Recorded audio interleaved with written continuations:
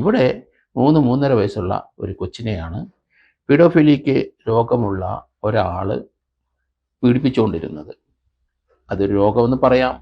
കാരണം അയാളുടെ mental assessment നോക്കിക്കഴിഞ്ഞപ്പം അയാളുടെ മൊബൈൽ ഫോണിൽ ഇതുപോലെയുള്ള ചിത്രങ്ങൾ അയാൾ ധാരാളം കണ്ടിരിക്കുന്നു. അതുകൊണ്ട് പോലീസിന് വളരെ എളുപ്പമായി. പക്ഷേ ഈ കുട്ടിയെ പീഡിപ്പിച്ചതിനുള്ള മെഡിക്കൽ എവിഡൻസ്, ഫോറൻസിക് എവിഡൻസിൻ്റെ ഒരു അപര്യാപ്തത ഇവിടെ ഉണ്ടാകാനുള്ള സാധ്യത ഉണ്ട്.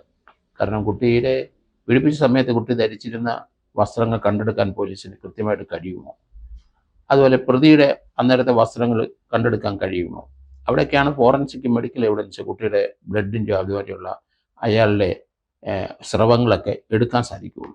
അപ്പോൾ അതൊന്നും ഇനി കിട്ടാനുള്ള സാധ്യത വളരെ വിരളമായിട്ട് തോന്നുന്നുണ്ട്. എങ്കിലും ആ വീടുകളിലെ കൂടുതൽ തുണികളും ആ പ്രതിയുടെയും കൊച്ചിൻ്റെയും പരിശോധിച്ചാൽ തീർച്ചയായിട്ടും മുഴുവൻ തുണികളും പരിശോധിച്ചാൽ എവിടെയെങ്കിലും അങ്ങനെയുള്ള ഫോറൻസിക് എവിഡൻസ് കിട്ടാനുള്ള സാധ്യത വളരെ കൂടുതലാണ്.